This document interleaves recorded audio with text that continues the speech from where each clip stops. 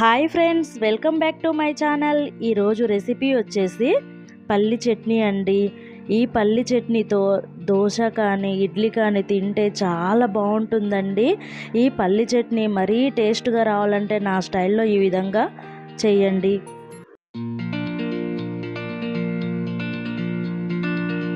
Stove on చేసుకుని కడాయి పెట్టుకోవాలి. 1 cup పల్లీలను వేసి మంచిగా వేయించుకోవాలండి.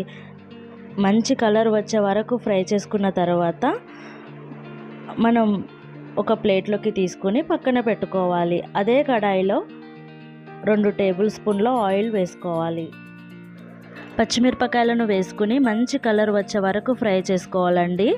ఇలా ఫ్రై చేసుకున్న తర్వాత మనం ముందుగా ఫ్రై చేసి పెట్టుకున్న ఈ పల్లీలను కూడా వేసి ఒక 2 నిమిషాల పాటు ఫ్రై చేసుకోవాలి. 1 స్పూన్ జీలకర్రను కూడా వేసి 1 నిమిషం పాటు ఫ్రై చేసుకున్న తర్వాత చల్లారిన తర్వాత పచ్చిమిరపకాయలను పల్లీలను ఒక మిక్సీ గిన్నెలో వేసి 1/2 స్పూన్ ఉప్పు 1 గ్లాస్ వాటర్ వేసుకుని మిక్సీ పట్టుకోవాలి.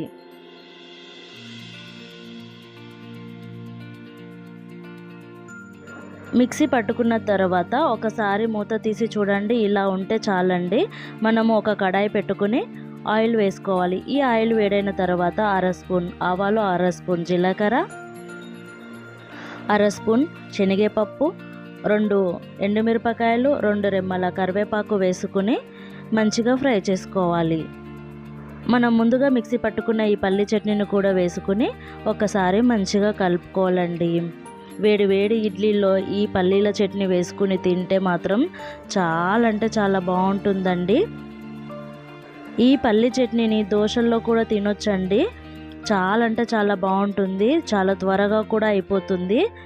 సరే, మరి నా వీడియో మీకు నచ్చినట్టయితే లైక్ చేయండి, షేర్ చేయండి. మరిన్ని వీడియోస్ కోసం నా ఛానల్ని సబ్స్క్రైబ్ చేసుకోవడం మాత్రం మర్చిపోకండి.